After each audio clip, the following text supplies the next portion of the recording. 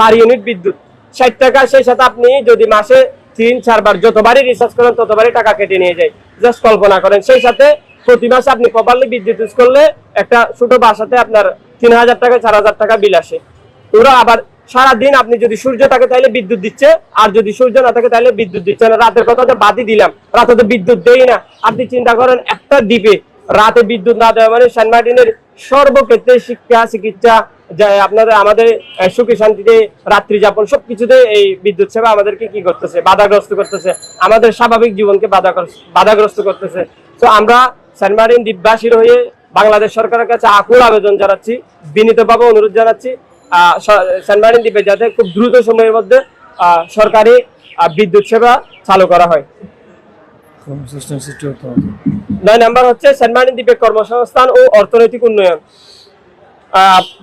Saint Martin দ্বীপে অর্থনৈতিক উন্নয়ন মূলত সেন্ট মার্টিনের বর্তমানে এখন যেটা ইকোনমিক সিস্টেমটা হচ্ছে মূলত পর্যটন নির্ভর, পর্যটন বেস। তো আপনি পর্যটন বন্ধ 2 মাস, আমাদের পর্যটন বন্ধ আজকে প্রায় কয় মাস, 7 মাস হয়ে গেছে। মাত্র 2 মাস ইন্টারিম গভর্নমেন্ট আমলে আমাদেরকে মাত্র পর্যটনের মৌসুম দেওয়া হয়েছে 2 মাস। এই 2 মাসে আমরা যাই করছি সেই মাসে আমরা আমাদের ইনকাম দিয়ে আমরা 2 মাসই চলতে পারি না। এখন প্রতিটা পরিবারের অবস্থা ঋণগ্রস্ত, প্রেসার আর চিন্তার মধ্যে দিয়ে যাচ্ছে। সো আমরা আর সেন্ট মার্টিন দ্বীপে আমাদের এই আপনার জেলে যারা বা আমাদের মাছ আহরণ ছাড়া বিকল্প কোনো কর্মসংস্থান নেই। আমরা বিকল্প কর্মসংস্থান হিসেবে আমরা পর্যটন মৌসুমকে বা পর্যটন খাতকে বেছে নিয়েছিলাম, কিন্তু ওখানে সরকার আমাদেরকে বাধাগ্রস্ত করে সেন্ট মার্টিন দ্বীপের মানুষকে কি করা হয়েছে, আয় রোজগারের পথটা বন্ধ করে দেওয়া হয়েছে। আমরা চাই পর্যটন টেকসই বান্ধব হোক, কিন্তু সেই সাথে মানুষও বাঁচুক।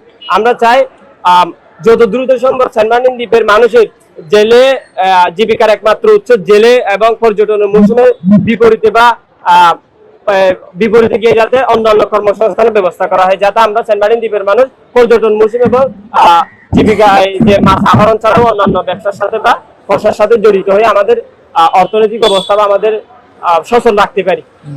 তারপর আমাদের 10 নম্বর দাবিটা হচ্ছে মাদক ও চোরাচালান নির্মূল। আপনি যদি দেখেন সীমান্ত এলাকায় মাদক এবং চোরাচালান অহরহ মানে আপনি যদি দেখেন সেন্ট মার্টিন দ্বীপটা বা বিশেষ করে টেকনাফ উপজেলাটা মাদক সম্রাট বা মাদক সাম্রাজ্য হিসেবে কি করা হয়েছে, ঘোষণা করা হয়েছে বাংলাদেশ সরকারের পক্ষ থেকে। তো চিন্তা করেন এখানে প্রশাসনের এমন একটা নাই যে কাঠামো নাই, সবাই আছে। আপনি army, BGB, RAB, coastguard, navy, এমন কোন প্রশাসন নেই বাংলাদেশ সীমান্তে আছে, কিন্তু তারপরেও প্রতিনিয়ত সীমান্তে চোরাচালান, মাদক, অবৈধ মানে অহরহ ঘটনা ঘটতেছে। সো আমরা চাই সেন্ট মার্টিন দ্বীপে যাতে মাদকের বিষয়ে জিরো টলারেন্স ঘোষণা করে, ছোট্ট একটা দ্বীপকে জিরো টলারেন্স ঘোষণা করে মাদক নির্মূল করে সেন্ট মার্টিন দ্বীপের যুব সমাজ, তরুণ সমাজকে কি করা হয়, রক্ষা করা হয়। এটা আমরা জোর দাবি জানাচ্ছি। সেই সাথে প্রশাসনের অবশ্যই জোর ভূমিকা, আমরা দৃশ্যমান পদক্ষেপ চাই। আর সেই সাথে মানব পাচার, আপনারা দেখে থাকবেন সীমান্তবর্তী যেগুলো এলাকা আছে ওখানে প্রতিনিয়ত মানব পাচার মানে নিত্যদিনের ঘটনা।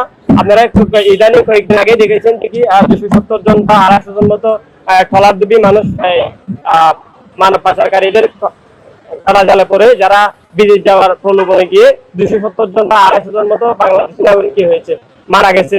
তো আমরা চাই এই মানব পাচার, অবৈধ মানব পাচার যাতে সরকার দ্রুত ব্যবস্থার মধ্য দিয়ে সীমান্তবর্তী এলাকাগুলোর মধ্যে অন্তত মানব পাচারটা বন্ধ করে।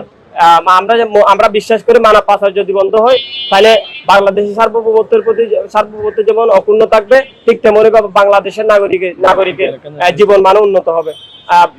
সেই সাথে আমরা খাদ্য নিরাপত্তা নিশ্চিতকরণ, আমাদের 12 নম্বর দাবিটা হচ্ছে খাদ্য নিরাপত্তা নিশ্চিতকরণ। আমরা তো অলরেডি বলে দিয়েছি বর্ষা মৌসুম আসলে আমাদের এক বেলা খাইলে আরেক বেলার চিন্তা করতে হয়, এক বেলা গেলে আমাদের আরেক বেলার চিন্তা তো মাথা থেকে যায়ই না। সো আমরা বিশেষ করে আপনার বর্ষাকালে আমাদের খাদ্যের যে অভাবটা, যে সংকটটা পড়ে, এটা আমরা আসলে বলে বুঝাতে পারবো না। সো আমরা বর্তমান সরকারের কাছে জোর দাবি জানাচ্ছি সেন্ট মার্টিনের যাতে একটা খাদ্য গুদাম স্থাপন করা হয়, যে খাদ্য গুদামের মধ্য দিয়ে সেন্ট মার্টিন দ্বীপের মানুষের খাদ্য সংকট কি হবে, নিরসন হবে, খাদ্যের যে চিন্তা ভাবনা, খাদ্য ভাব যেটা আছে এটা দূর হবে। আমাদের 13 নম্বর দাবিটা হচ্ছে ভূমি সমস্যার স্থায়ী সমাধান। আপনি যদি দেখেন সেন্ট মার্টিন দ্বীপের ভূমি মূলত একসময় স্থায়ী বাসিন্দাদের হাতে থাকলেও নামে থাকলেও, কিন্তু বর্তমানে সেন্ট মার্টিন দ্বীপের 60 থেকে 70% জমি হচ্ছে পর্যটন নামের পর্যটন খাতে যারা হোটেল রিসোর্ট বিভিন্ন হোটেল মোটেল জোন তৈরি করছে তাদের আন্ডারে। অর্থাৎ বলতে গেলে সেন্ট মার্টিন দ্বীপের 20% মানুষের হাতে 20% মানুষের হাতে সেন্ট মার্টিনের জায়গায় নেই। আমরা সেন্ট মার্টিন দ্বীপের কৃষিখাত ধ্বংস হয়ে গেছে। রিসোর্টের নামে হোটেলের নামে অবৈধ স্থাপনার নামে সেন্ট মার্টিন দ্বীপে কৃষিখাত নেই।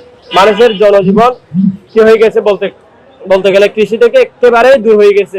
সো আমরা চাই ভূমি সমস্যার স্থায়ী সমাধান, সেই সাথে আমাদের যারা সেন্ট মার্টিন দ্বীপে ভূমি রেজিস্টার থেকে শুরু করে যে ভূমি রিলেটেড যে কোনো কাজ আমাদের টাকা খরচ করে আমাদের উঠে আসতে হয়, টেকনাফের একটা টেকনাফ আসতে হয়। আমরা জোর দাবি জানাচ্ছি সেন্ট মার্টিন দ্বীপের মানুষের জন্য, যাতে অন্তত সেন্ট মার্টিন দ্বীপের মানুষের দিকে তাকিয়ে হলো যাতে ভূমি ব্যবস্থা বা ভূমির যে জটিলতা যে এগুলো আছে এগুলো যাতে অন্তত অনলাইন ভিত্তিক করা হয়, যাতে আমরা সেন্ট মার্টিন দ্বীপের প্রত্যন্ত অঞ্চলে মানুষ ঘরে বসে জমির জটিলতা এগুলো কি করতে পারি, দূর করতে পারি।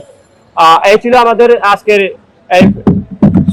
13 দফার মূল আলোচনা। আশা করছি আমরা সেন্ট মার্টিন দ্বীপবাসী খুবই আশাবাদী। বর্তমান সরকার আমাদের 13টা দাবি যত দ্রুত সম্ভব দৃশ্যমান পদক্ষেপ নিয়ে সেন্ট মার্টিন দ্বীপের মানুষের জনজীবনকে স্বস্তি এবং একটা স্বাভাবিক জীবনের মধ্যে ফিরিয়ে নিয়ে আসবে।